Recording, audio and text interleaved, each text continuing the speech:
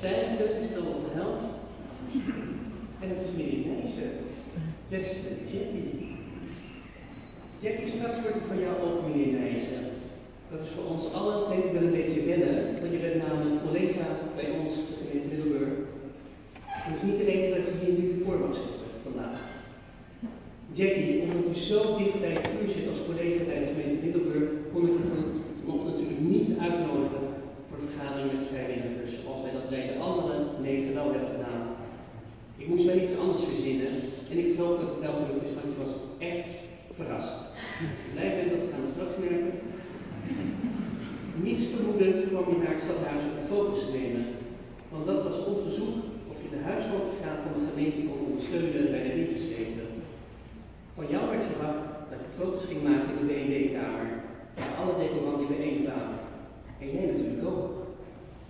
De andere fotograaf zou foto's nemen in de burgerzaal, waar u nu allen aanwezig bent.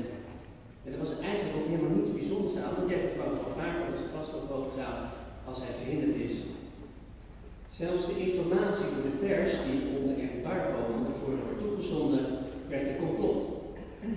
Dat kwam omdat deze gegevens onder andere via jou aan de media worden doorgegeven. Jouw naam hadden we van de lijst met decoranten geschrapt en vervolgens de werkelijke lijst aan de betrokkenen gestuurd. Tot slot, eigenlijk hebben wij niks gedaan, heeft juffrouw Anneke jou onder de tuin geleid en in perfecte baan geleid. Ook zij zat in het complot en heeft ons geholpen met de informatie over al je vrijwillige werk. Maar ze heeft het voor jou echt geheim weten te houden. En het heeft haar zweet, bloed en tranen gekost. Laat ze ons weten. En dit allemaal nu je ook nog weer in een verhuizing zitten. Meneer Nijssen, ik schakel nu over naar het formele deel, omdat ik spreek namens de koning. Het is dus echt waar.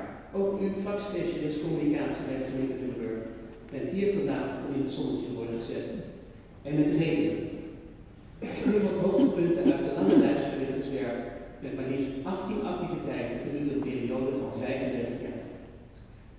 Vanaf 1980 werd u stage begeleid voor leerlingen met een beperking bij de gemeente Middelburg, voorheen bij de gemeente Veren. In de jaren 80 was jeugdtrainer bij voetbalvereniging Oostkapelle. Aansluitend rapporteur, veldvoetbal en scheidsrechter bij de KNVB. Voor dit laatste ontving u verdienst in 2012 de KNVB Gouden Scheidsrechterspel. U was actief in de duivensport bij verschillende verenigingen en was secretaris, tweede penningmeester en lid van de activiteitencommissie. Bij de gemeente Middelburg was en bent u betrokken bij de ondernemingsraad als voorzitter, lid, ambtelijk secretaris. U werd het gezicht van de OR genoemd. Over de onderwerpen die op de OR's-agenda staan, wordt u altijd goed nagedacht. U bedenkt van tevoren hoe u het onderwerp wil oppakken en heeft ook een deel voor het uiteindelijke besluit.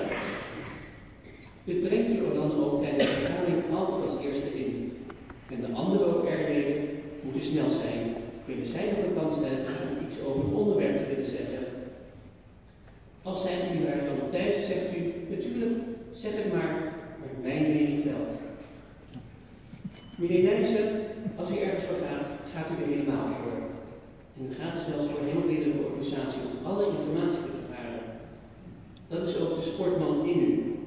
Menig afdelingshoofd is daarom op schoenen als er een OR-vergadering is geweest. Dat u hard hebt voor de OR blijkt ook uit de jaarlijkse uitjes die worden georganiseerd. U regelt de eventjes en tijdens de jaarlijkse toespraak tovert u net als Hans Klok bonnen uit de hoge hoed. Alsof u ze uit uw eigen zak heeft betaald. Ik ga verder. U bent lid van de APA-KABO, kaderlid georganiseerd overleg, vakbondsconsulent eerste lijn en oprichter en voorzitter Sales OR Platform. En u bent sinds 2002 DHV bij de gemeente, medeoprichter Volkstuinvereniging Oostkapelle en de organisator Open Monumentendag in Domburg en Middelburg. Meneer Nijssen, een hele andere hoek is die van het schrijven. U schrijft artikelen voor onder meer Domburgs Badnieuws en de weten van de heemkundige kringbal. En u bent ook een schrijver van 5 boeken. Domburg Oostkapelle, toen en nu.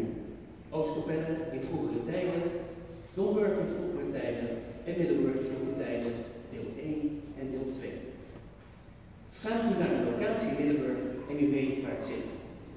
wat er zat, wat er 20 jaar geleden zat en wat er heel lang geleden heeft gezeten. U bent gewoon geboren getogen Middelburger die niet alleen heel veel kennis heeft over de stad, maar ook met heel veel passie praat over de stad. Kom niet aan Middelburg en dan komt men aan u. Meneer Nijs, u heeft een lange en indrukwekkende lijst van activiteiten. En daar zit een mantelzorg die u links en rechts ligt nog niet eens bij. Zoals iemand over u zei, hij heeft hart op de tong en het zit ook nog eens op een goede plek. Het is een lijst om trots op te zijn en u bent inwoner om trots op te zijn. En dat vind ik niet alleen. Dat vindt ook zijn majesteit door u te benoemen tot lid in de orde van Oranje Nassau. Gefeliciteerd.